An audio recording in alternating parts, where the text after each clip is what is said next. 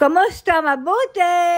For today's video. For today's video, ito yung araw na gusto magpalagay ni Lola ng hawakan sa gilid ng kanyang kama para mabilis daw siyang makabangon. Pero bago yan ay dumating ang anak ni Lola dahil gusto ni Lola ay ituro ng kanyang anak kay Manong Yoram dun sa gagawa kung paano ito ikakabit. Pagdating ng anak ni Lola ay iyamot ito dahil bakit daw siya pinapunta na agad ay wala pa naman pala daw yung gagawa. Bago pa nga dumating ang anak ni Lola ay panay na nga ang hintay namin kay Manong Yoram hanggang sa tinawagan na nga ni Lola. At nang tawagan ni Lola ay ang sabi ni Manong Yoram ay siya daw ay nasa bangko pa. Pinaliguan ko na nga din si Nilit habang inaayos ko ang kanyang buhok ay tahimik nga lamang kami. Dahil bad trip si Ilan at pinagalitan nga din si Lola na bakit daw siya pinapunta agad ay wala pa naman pala daw yung gagawa. Maiksi nga ang kanyang pasensya at ayaw niya daw na maghintay ng matagal. Pag pumupunta nga siya dito sa bahay ay ilang minuto lamang at umaalis na din agad.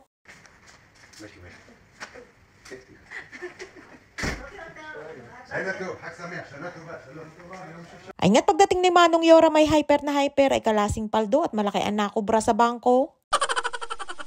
At pagdating ni Manong Yoram ay ito naman si Lola isikal na sikal at nagmamadali at ibangon ko daw siya.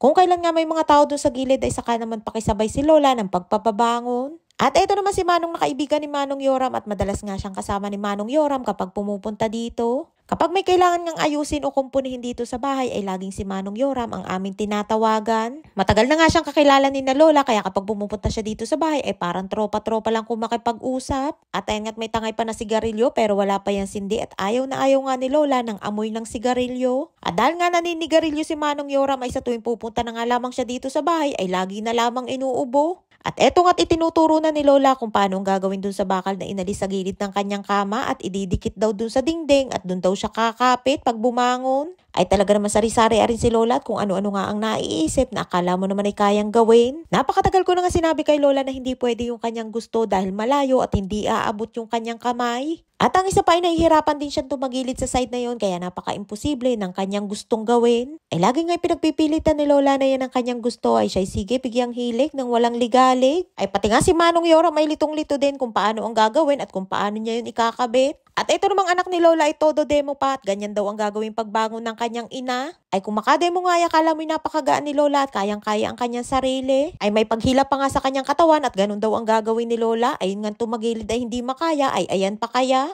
At ang isa pa ay paano kaya paaabutin ni Lola yung kanyang kamay dun sa hawakan na yun ng pagkakalayo ay kalasing mag-aala Spider-Man. Ay gigil na nga kami ni Manong Yoram dyan sa pagpapaliwanag kay Lola at sa kanyang anak na hindi maaari yung kanilang gusto. Ay diyan ang ending bit-bit ng anak ni Lola dahil hindi nga pwedeng ikabit. At sa wakas ay naliwanagan na din si Lola dahil hindi pwedeng mangyari yung kanyang gustong gawin. At nang makalis nga si Ilan yung anak ni Lola ay pabulong na sinabi sa akin ni Manong Yoram na pati daw yung anak ay hindi din nag-iisip. At ayan at nandiyan naman si Manong Yoram sa aking kwarto at gustong ipaayos ni Lola yung pinto ng cabinet na matagal na ding sira. Kinuha ko na nga din yung mineral water para hindi makaabala sa pagbubukas ng pinto. At sakto naman si Nilush na nahingi din ng tubig para kay Lola. Ganon nga simpleng bagay inauutusan ni Lola si Nili at nakakatulong din naman sa akin. At sunod naman dumating ay si Rapi at may dala itong cheesecake na kanyang binili at yung kalahati ay para sa kanya at yung kalahati naman ay binigay niya para dito sa bahay.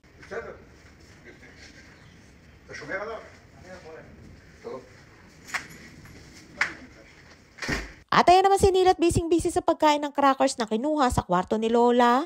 At bago umalis si Rapi ay pinuntahan muna niya si Lola sa kwarto para kamustahin. Naabutan pa nga ni Rapi na gumagawa pa si Manong Yoram at matagal na nga din silang magkakilala at bago nga umalis ay nakipagkwentuhan din saglit kay Manong Yoram.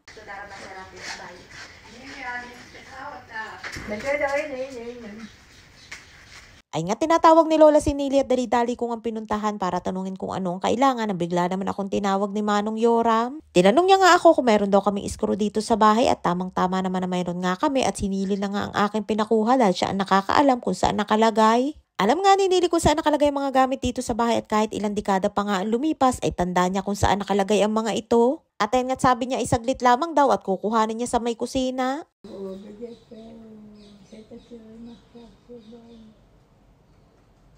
At ayun nga tuwang-tuwa si Nili nang makita niya na inaayos na yung pintuan ng cabinet. Ay hindi pa nga na ikakabit ay sabi ni Nilush ay sobrang ganda daw. At ayun nga't sa kakaisyoso ni Nilush ay nagutom na at merienda time na.